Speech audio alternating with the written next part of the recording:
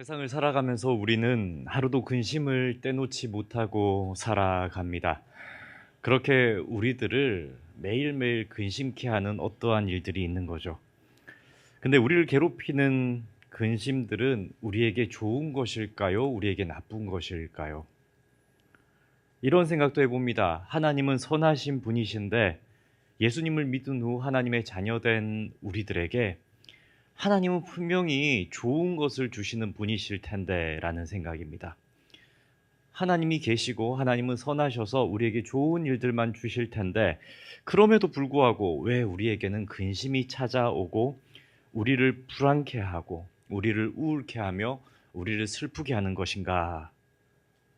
만약 하나님께서 우리에게 그러한 근심을 허락해 주시는 것이라면 그 근심에는 반드시 이유가 있겠지라는 생각입니다. 오늘 말씀을 통해서 우리를 근심케 하는 것들에 대해서 말씀의 답을 얻게 되기를 축복합니다. 본문에 나오는 예수님의 제자들은 근심을 하고 있습니다. 그들이 왜 근심하는가 하면 앞날이 캄캄해지는 소식을 들었기 때문이죠. 3년 전 이 예수님의 제자들은 예수님을 만났고 제자가 되었으며 예수님을 따라서 다니면서 앞으로 예수님께서 이스라엘의 새로운 왕국을 건설할 것이라는 기대감에 차 있었습니다. 그래서 그들 중 몇몇은 예수님께서 만드실 그 나라에서 누가 더 높은 간직에 서게 될 것인가, 누가 더 예수님 옆에 있을 것인가 하며 다투기도 했죠. 때로는 예수님이 보여주시는 기적들을 보면서 와, 하나님과 같은 능력의 메시아구나 하며 기뻐하기도 합니다. 예수님이 함께 함으로 인해서 그들은 비록 가난했을지라도 부유하고 예수님께서 그들을 지켜주시려는 믿음으로 함께 다니고 살았습니다. 그런데 예수님께서 청천벽력 같은 이야기를 이 제자들에게 하십니다. 이제 예수님께서 이 땅을 떠나신다는 말씀입니다. 그냥 떠나시는 것이 아니라 십자가에 달려 죽으신다 말씀하십니다.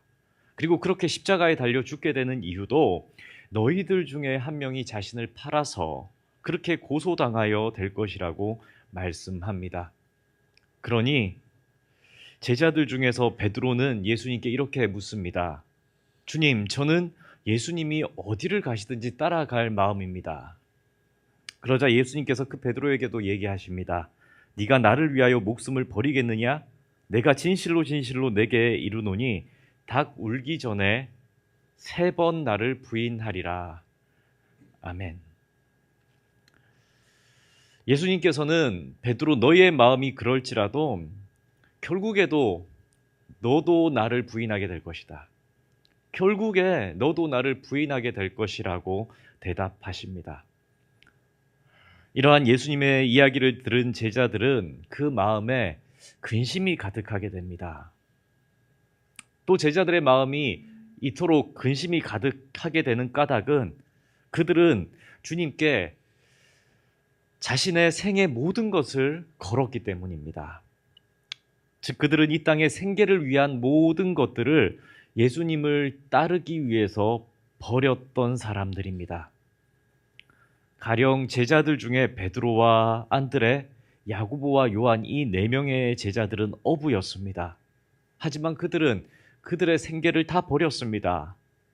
예수를 따르기 위해서 배와 그물을 버렸고 예수님을 쫓아 살았습니다. 레위라는 마태 제자는 세리라는 세상에서 돈 잘 버는 직업도 예수님을 따르기 위해서 버렸습니다.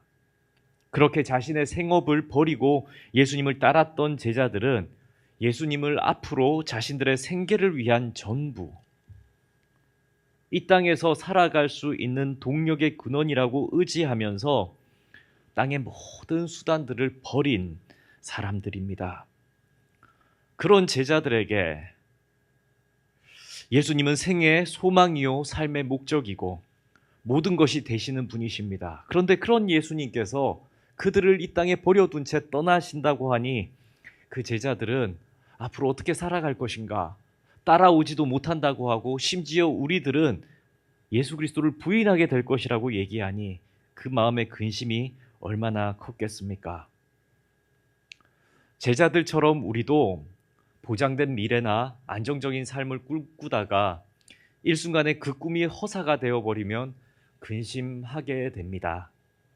몇 년을 노력하여 준비한 시험에 떨어지게 되었을 때, 사랑하고 의지했던 사람과 생이별을 하게 되었을 때, 그 마음의 슬픔과 더불어 우울함이 찾아오지 않으십니까?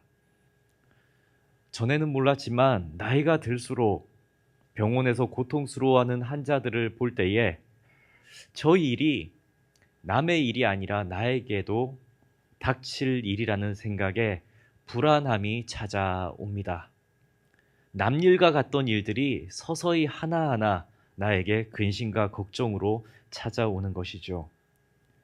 지금은 당장은 괜찮지만 미래에 어떻게 될 것인가를 생각하면 신변에 대해서, 장래에 대해서, 생계에 대해서 우리는 점점 근심과 걱정을 하며 살아가게 됩니다.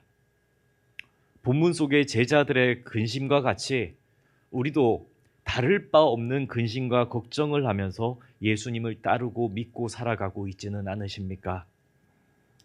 더욱이 이 시대를 살아가는 대한민국에 사는 우리들은 개인적인 근심을 넘어서서 나라에 대한 걱정도 하고 있는 줄 압니다. 대한민국은 점차 출산율이 떨어져서 지난해 자료에 따르면 합계 출산율이 전 세계 최저치입니다. 0.65% 겨우 넘는 수치대로 떨어졌습니다. 이 수치가 4년째 계속해서 하락률을 보이고 있는데 이 상황이 지속되면 앞으로 대한민국은 초고령 사회, 일할 젊은이들은 없고 부양할 늙은이들만 있는 나라로 될 것이라고 전망하고 있습니다. 그렇다면 장차 이 시대, 이 나라를 책임질 다음 세대를 위한 교육계는 어떠합니까? 스승을 폭행하는 제자의 이야기는 이미 오래전부터 들려오고 있으며 참된 교육에 대한 감동적인 이야기보다는 입시 위주의 줄 세우기 교육의 혈안이 된 학부모의 이야기는 끊어지지가 않습니다. 내 아이가 최고고 내 아이가 1등이 되어야 한다는 논리는 여전히 대한민국 교육계에 존재하고 있습니다. 나라의 경제는 날마다 기울어 간다는 뉴스가 나오고 가계 부채가 사상 최고점을 경신했다는 뉴스는 연일 보도됩니다.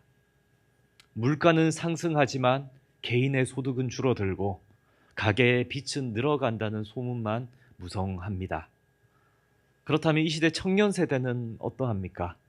땀 흘려 일하는 성실한 노동을 인정하기보다는 노력 없이 일확천금을 버는 이들을 칭찬하는 문화, 그렇게 되기를 문화가 서서히 자리 잡혀가고 있지는 않습니까?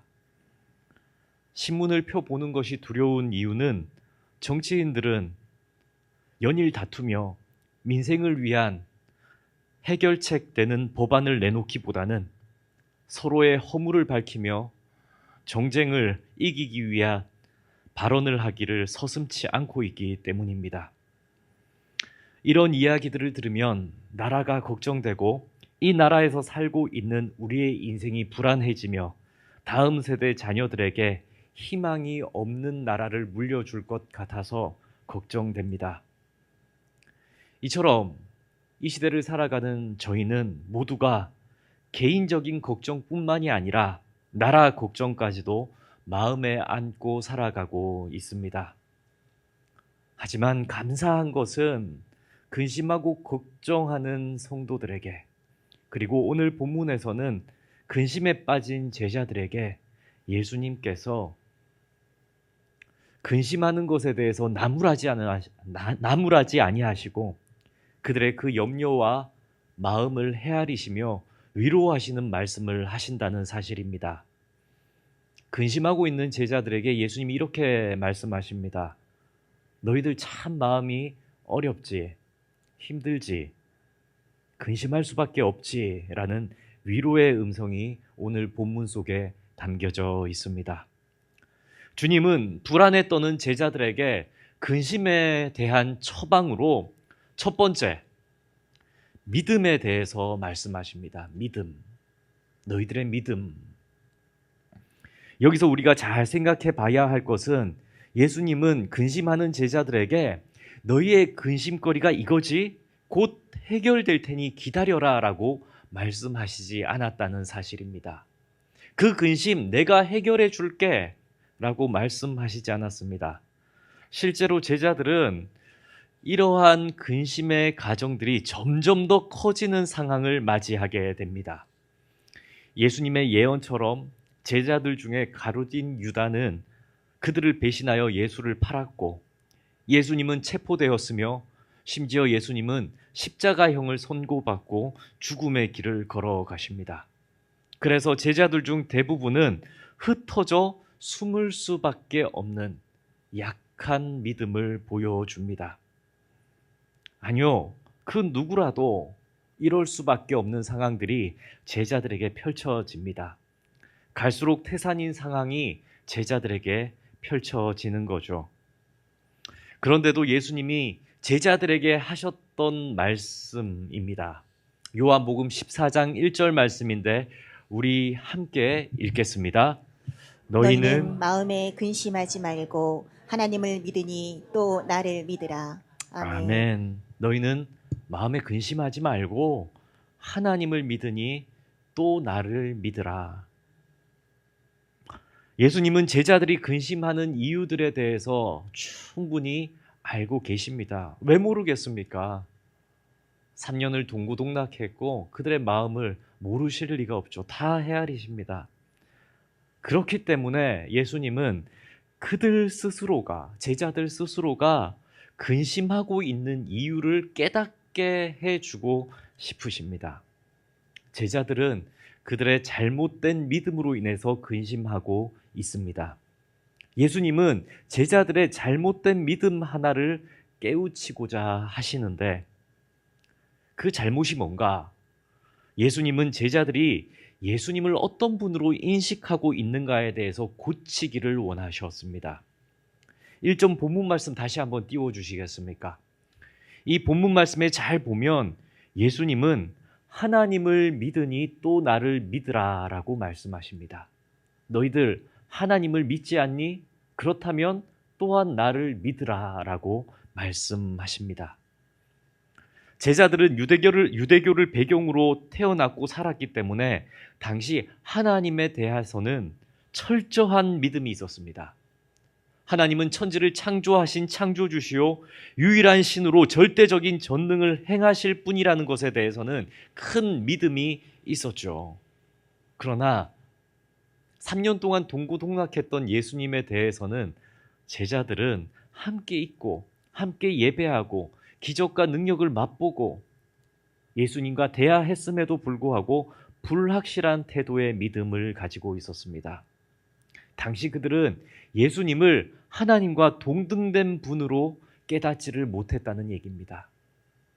무소부재하신 하나님, 눈에 보이지 않아도 천지를 주관하시는 하나님은 그토록 믿으면서도 예수님에 대해서는 하나님과 같은 분이라는 생각을 그들은 하지 못했다는 얘기입니다. 그들은 예수님을 그저 하나님의 대리인 정도로 여기고 하나님께 능력을 받아 기적을 행하시는 분 정도로 생각하고 있었을 뿐입니다. 그랬기 때문에 요한복음 14장 8절입니다.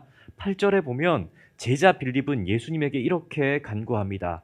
주여, 아버지를 우리에게 보여주옵소서. 아버지를 우리에게 보여주옵소서. 이 말은 빌립은 예수님을 하나님으로 여기지 않고 있음을 드러내는 말이죠. 이에 예수님이 빌립에게 말씀하시기를 9절 말씀에 보면 빌립아, 내가 이렇게 오래 너희와 함께 있으되 네가 나를 알지 못하느냐라고 답하십니다. 내가 이렇게 오랫동안 너희와 함께 있었음에도 네가 나를 알지 못하느냐. 이처럼 제자들은 예수님에 대한 인식이 불완전했습니다. 그래서 불안해하고 미래에 일어날 일들에 대해서 근심하고 초조해야 합니다. 생각해 보시길 바랍니다. 만일 제자들이 예수님이 인간의 죄를 대신 사하려 십자가를 지시기 위해 이 땅에 오신 하나님이셨다라는 것을 모두 깨닫고 있었다면 이들은 예수님이 십자가를 지러 가신다고 하셔도 근심하지 않을 수 있었을 겁니다. 하나님이시니까. 만일 제자들이 하나님이신 예수님이 그들과 함께 하시며 3년을 동고동락하며 앞으로도 내가 너희와 함께 하리라 약속하셨다는 것을 깨달았다면, 그 약속을 하신 분이 하나님이라는 것을 진정 깨달았다면 잠시 이 땅에서 헤어져 이별하게 될지라도 그들은 마음에 불안이 일어나지 않았을 겁니다. 그들이 예배했던 하나님, 그들이 함께하는 하나님이 어떤 분이신가에 대한 명확한 인식이 없었기 때문에 제자들은 자신의 기대와는 다르게 행동하시는 예수님을 보며 불안해하고 근심해한다는 얘기입니다. 심지어 베드로는 예수님께 십자가를 지시면 안 된다고 만류했으며 예수님이 십자가에 달려 죽으시는 것 같을 때 이 제자들 모두는 예수를 부인하며 뿔뿔이 흩어질 수밖에 없는 믿음으로 살아갈 수밖에 없습니다. 예수님에 대한 인식, 예수님은 하나님이시다. 우리가 예배하시는 분은 전지전능하신 분이시고 우리의 눈에 보이나 보이지 않으나 동일하게 그 약속을 지키시는 분이시다라는 믿음이 이들에게 있었다면 이들은 그렇게 하지 않았을 것이라는 얘기입니다.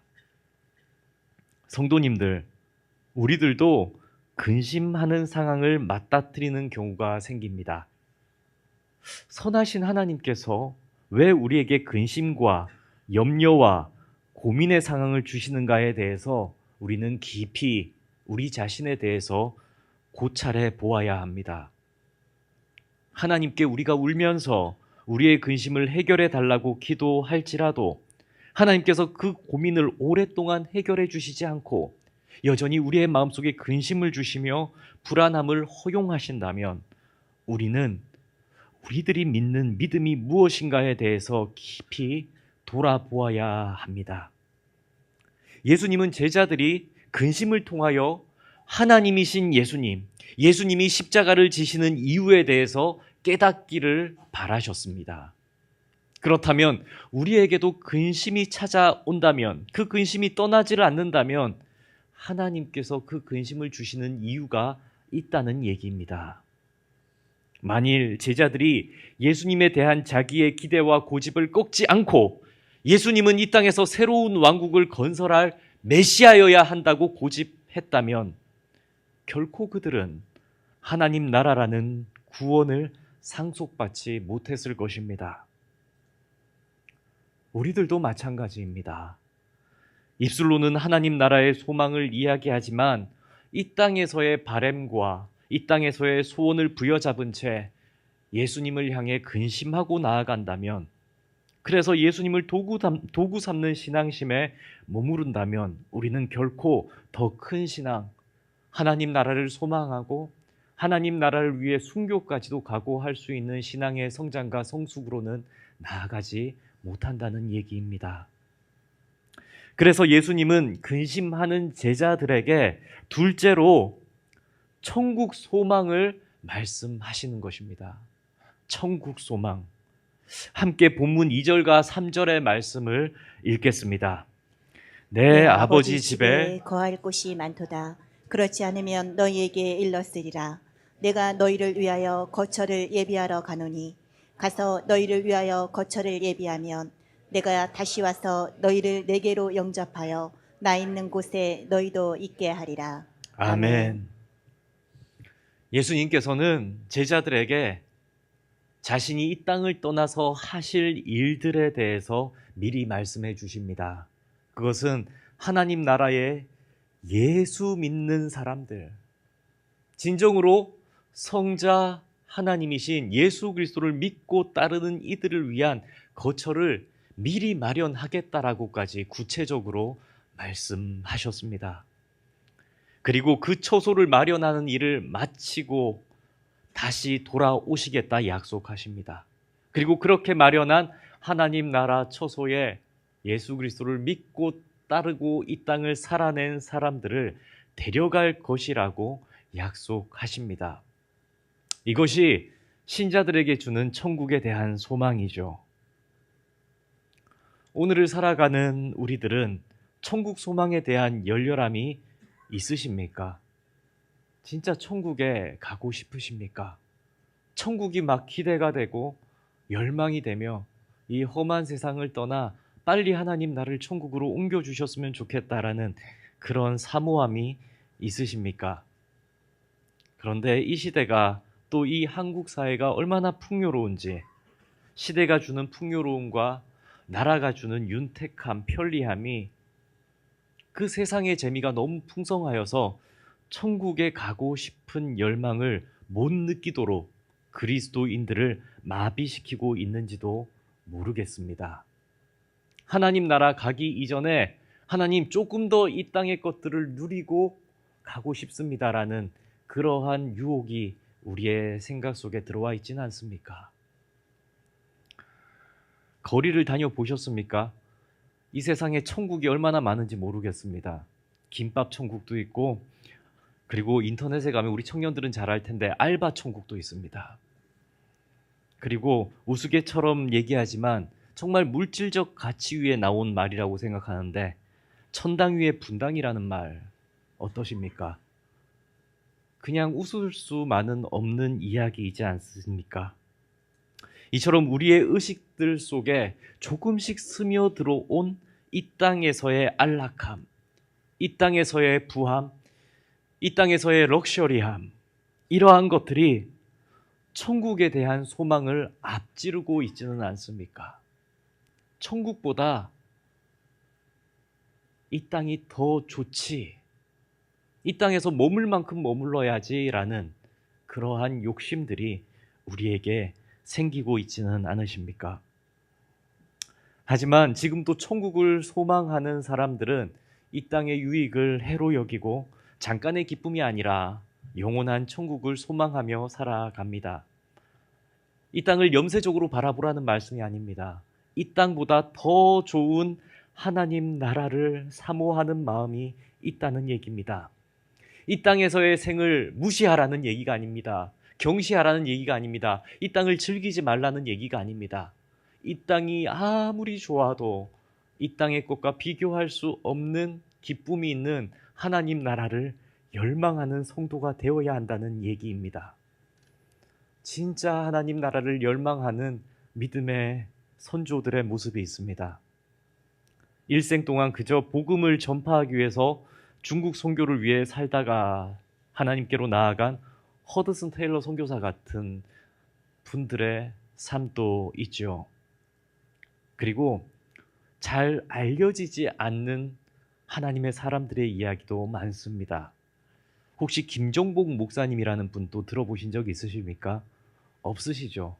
정말 이름도 빛도 없이 하나님 나라를 위해 살다 가셨는데, 그분은 구한말인 1882년도에 충남 서천에서 태어나신 분이십니다. 그리고 1907년에 하와이 마우이섬 사탕수수 노동자로 살다가 감리교회에서 세례를 받고 신앙의 길로 들어서게 됩니다. 그 후에 평양신학교를 졸업하고 일제강점기 시대 한국 땅에서 혹독한 시기를 함께 지냅니다. 그리고 해방을 맞이하던 그해 1946년에 한센병 환자들과 함께하는 소록도 교회의 초대 당회장으로 추대됩니다. 고생 끝에 신학교를 졸업하고 목사가 되고 나라가 민족이 해방을 얻으며 더 윤택한 곳이 많음에도 불구하고 소록도 한센병 환자들을 돌봐야 하는 소록도 교회의 초대 당회장으로, 초대 목사로 부임하게 되죠. 그리고 일평생 동안 한센병 환자들을 아버지처럼 온몸으로 헌신하며 살았습니다. 하지만 지금 비석 하나 남아있지 않죠. 그리고 이 목사님, 한국전쟁의 비극은 이 소록도 지방에도 그냥 지나쳐가지 않습니다. 소록도에도 공산당원들이 들어오고 그 공산당원들은 김종복 목사님을 체포하고 고문합니다. 체포하고 고문한 이유는 한 가지죠. 교회에서 공산체제를 선전하는 일에 너가 좀 쓰였으면 좋겠다라는 해유입니다. 하지만 김종묵 목사님은 끝까지 예수 그리스도를 부인할 수 없어서 고문을 자처하고 결국은 인천 상륙작전 다음 해, 그러니까 공산당이 물러나는 그 다음 날 9월 30일 날 김종묵 목사님은 공산당원들에 의해서 총살당하는, 그래서 죽음을 맞이하게 됩니다. 우리가 전혀 이름도 들어본 적이 없는 목사님, 하지만 그 목사님의 이름을 우리는 기억하지 못할지라도 하나님 나라의 거처를 예비하신 예수님은 반드시 기억하실 것입니다. 하나님 나라를 소망하기 때문에 이 땅에서의 어떠한 해유나 이 땅에서의 어떠한 부귀도 마다하며 하나님 나라를 열망하며 소록도의 한자를 돌본 목사님에 대한 이야기, 저도 거기를 지나가다가 우연히 알게 된 이야기입니다. 이제 그 김종묵 목사님은 주님이 예비하신 하나님 나라 처소에서 영원한 안식을 누리고 계실 것입니다. 사랑하는 성도님들, 우리가 지금 하고 있는 근심들, 우리가 지금 하고 있는 염려들, 우리가 지금 불안해하고 있는 우리의 상황들은 하나님 앞에 섰을 때 정말 가치 있는 근심이며 염려이고 불안일까요? 예수님은 근심하는 제자들에게 두 가지를 말씀하셨죠. 첫째는 예수님을 바르게 인식하라는 믿음에 대한 권면, 둘째는 장차 예수님이 재림하셔서 믿음의 사람들을 천국으로 인도하실 것이라는 약속입니다. 예수님은 제자들에게 이렇게 말씀하신 거예요. 올바른 믿음으로 천국을 소망하며 살아가든지 아니면 이 땅의 욕망에 매몰되어 걱정하고 근심하며 죽든지 둘 중 하나를 선택하라고 제자들에게 말씀하신 것입니다. 이러한 예수 그리스도의 가르침은 오늘을 살아가는 신자들에게도 동일하게 적용될 것입니다. 참된 신자라면 진정 예수 그리스도를 믿고 예수 그리스도의 복음으로 거듭났으며 예수 그리스도를 주인으로 모시고 예수 그리스도를 위해 평생을 살겠다 약속한 성도들이라면 이러한 예수님의 말씀 앞에 깨달아지는 부분들이 있을 것입니다. 말세의 시대에 두 발을 딛고 살아가기에 우리들에게 근심과 걱정이 많아지는 것은 당연합니다. 세상의 기대를 가지면 가질수록 우리들에게는 근심이 많아질 것입니다. 그리고 그 근심은 피할 수도 없는 근심이 분명합니다. 그런데 우리는 생각해 보아야 합니다. 그 근심이 정말 가치 있는 근심인가? 그 근심이 과연 내 영혼을 잠식하도록 내버려둘 문제인가? 그리고 그 근심이 과연 하나님과 나 사이를 갈라놓을 근심인가? 그 근심 가운데에서 예수님은 우리를 지킬 수 있는 방법을 알려주셨습니다. 그 모든 세상의 근심을 뛰어넘고 앞서 죽음의 길을 걸어가신 듯 하나 부활하신 예수 그리스도의 모습을 주님은 우리에게 보여주셨습니다. 앞서 가신 예수님을 따라오라고 예수님은 우리에게 손짓하시며 부활의 생명으로 우리를 초대하고 있으십니다. 예수님이 이루신 우리의 죄를 대속하심과 우리로 천국으로 인도하실 소망을 붙잡고 살아가는 저와 성도님들이 되기를 축복합니다. 날마다 우리는 근심할 수 있으나 그 근심 가운데에서도 또한 기뻐할 수 있는 성도라는 그 소망이 있기를 축복합니다. 우리는 이 땅이 전부인 사람들이 결코 아닙니다. 이 땅의 소유로 아웅다웅 할 수는 있으나 이 땅의 소유가 우리의 인생의 전부인 사람들이 아니라는 얘기입니다. 이 땅의 슬픔과 눈물이 우리에게 한없이 많을 수는 있으나 이 땅에서의 눈물과 걱정이 전부인 사람들이 결코 아니라고 성경은 말씀하십니다. 하나님 앞에서 인간의 인생은 천년이 하루와 같다라고 가르쳐 줍니다. 우리의 인생이 천년이나 될까요? 하나님 앞에서 잠깐뿐인 인생을 우리는 앞으로 어떻게 살아가야 하겠습니까? 또한 예수님은 우리를 인도하시는 예수님을 붙잡고 이 땅을 살아갈 때에 약속하셨습니다. 예수님을 붙잡을 때 결코 너희를 이 땅에 혼자 두지 않으리라. 보혜사 성령님을 우리에게 보내사 우리로 모든 순간 근심을 이겨낼 힘과 지혜를 주시리라 약속하셨습니다. 이 약속을 붙드시고 한 주 주님 안에서 힘차게 성령님과 동행하시는 저와 모든 성도님들이 되기를 예수님의 이름으로 축복합니다. 이 시간 함께 찬양합시다.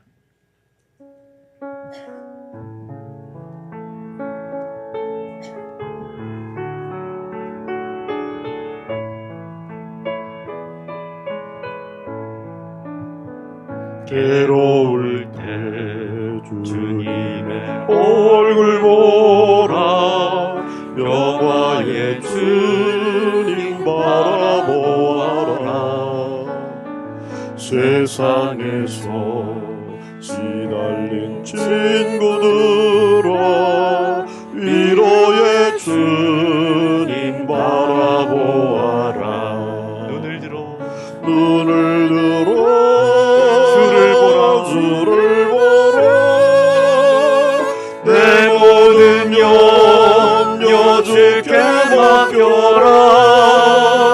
슬플 때에 주님의 얼굴 보라, 사랑의 주님 안식 주리라. 힘이 없고 내 마음 연약할 때 능력의 주님 바라보아라. 주의 이름 부르는 모든 자는 힘주시고 늘 지켜주시리.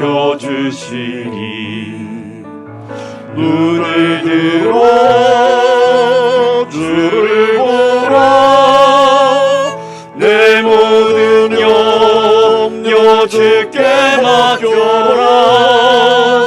슬플 때에 주님의 얼굴 보라, 사랑의 주님 안식 주리라. 하나님 사랑의 눈으로, 하나님 사랑의 눈으로 너를 어느 때나 바라보시고, 하나님 인자함기로서 언제나 너에게 기울이시니. 어두움에 밝은 빛을 비춰주시고 너의 작은 신음에도 응답하시니.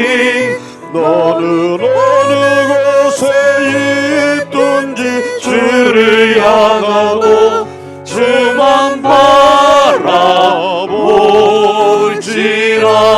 주만 바라볼지라. 주만 바라볼지라.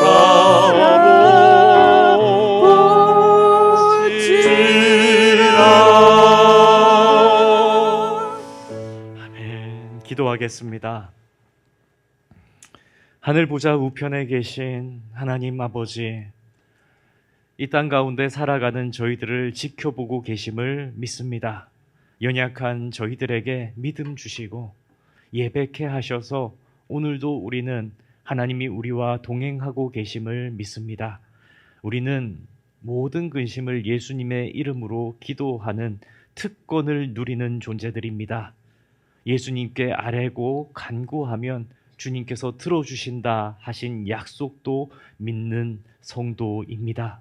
그럼에도 불구하고 기도하며 눈물 흘리고, 기도하면서도 근심하고, 기도하면서도 아파하며, 주님께 호소하고 아뢰면서도 하나님의 능력을 믿지 못해서인지 여전히 근심하고 두려워 떠는 저희들의 모습이 있습니다. 제자들이 두려워할 때에 예수 그리스도의 참된 인식을 요청하신 하나님, 우리들도 우리가 믿는 예수 그리스도가, 우리가 믿고 섬기는 하나님이 어떤 분이신지를 더 잘 깨닫게 하여 주옵소서. 하나님은 실로 전능하시며, 하나님은 실로 우리를 모태에서부터 지으셨으며, 하나님은 모태에서 우리를 지으시사 우리를 향한 모든 계획을 세워놓으신 분이시라는 것을 믿고 순종하며 나아갈 수 있게 하여 주옵소서. 우리들뿐 아니라 우리의 자녀들까지도, 우리의 다음 세대까지도 이 세상의 모든 일들과 계획들 가운데에서도 하나님의 섭리가 이루어짐을 믿고 따르게 하여 주옵소서. 그래서 하나님을 믿을 때에 우리의 근심과 걱정은 모두 물러가고 예수 그리스도께서 주시는 평안과 기쁨이 우리를 감싸게 하여 주옵소서. 하나님을 믿으니 예수 그리스도를 믿고 따르게 하시고, 예수 그리스도를 믿고 따르니 우리 마음속에 평안이 충만케 하여 주옵소서. 이 모든 간구 우리 주 예수 그리스도의 이름으로 기도드립니다. 아멘.